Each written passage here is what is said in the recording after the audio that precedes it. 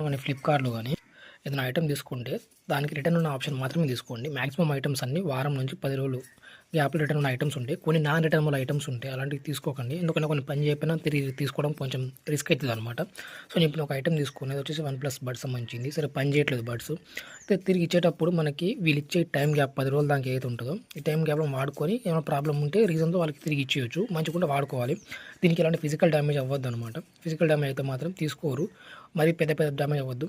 చిన్న చిన్నవి అయితే మాత్రం అమెజాన్ కానీ ఫ్లిప్కార్ట్ వీళ్ళు కస్టమర్ కేర్ ఫోన్ చేసి వితౌట్ వెరిఫికేషన్ అంటే చెకింగ్ లేకుండా తీసుకోమంటే వాళ్ళు తీసుకుంటారు. అయితే దీంట్లో బాక్స్‌లో వచ్చిన ప్రతి ఒక్క ఐటెమ్ తిరిగి ఇచ్చేయాలి. ఒక మన బిల్ మాత్రం మనం ఉంచుకోవాలి. మనం కొనేటప్పుడు మనకు ఆన్‌లైన్‌లో కొన్నాక ఇలాంటి బాక్స్‌లోనే దీనికి సంబంధించిన బిల్ కూడా వస్తది. బిల్ మాత్రం ఉంచుకోవాలి. తప్ప మిగతా అన్ని వస్తువులు ఈ బాక్స్‌లో ఏమేమైతే వస్తాయో కేబుల్ కానీ ఏవైనా ఏ వస్తువు తీసుకున్నా దాంట్లో వచ్చే ప్రతి ఒక్క ఐటెమ్ తిరిగి ఇచ్చేయాలన్నమాట వాళ్ళకి. అప్పుడే వాళ్ళు అక్కడ తీసుకెళ్ళినాక అమెజాన్ వేర్ హౌస్ ఉంటది కదా! ఒక గోడౌన్ లెక్క.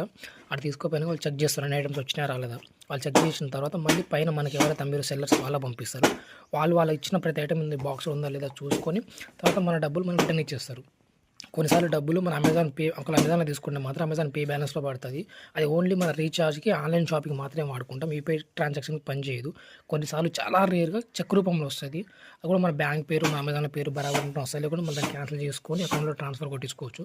కొన్నిసార్లు మన యూపీఐలో వస్తదనమాట. అంటే మనం కొనేటప్పుడు క్యాష్ ఆన్ డెలివరీ పెట్టుకుంటే చెక్ రూపంలో గానీ అమెజాన్ పే బ్యాలెన్స్‌లో పడే ఆప్షన్ ఉంటది. డైరెక్ట్ పేమెంట్ కొట్టేసామనుకోండి కొనేటప్పుడే, అప్పుడే మన యూపీఐ బ్యాలెన్స్‌లో పడతది. అంటే మన బ్యాంక్‌లోకి వెళ్ళిపోతదనమాట డైరెక్ట్‌గా.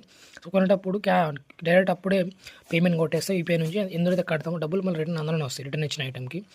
సో, ఇదనమాట. కొంచెం శుభ్రంగా క్లీన్ చేసి ఇచ్చేయాలి. ఎప్పుడైనా క్లీన్ చేయకుండా ఇయ్యొద్దు. మళ్ళా డెలివరీ బాయ్ అనేది తీసుకోరు క్లీన్ చేయకపోతే.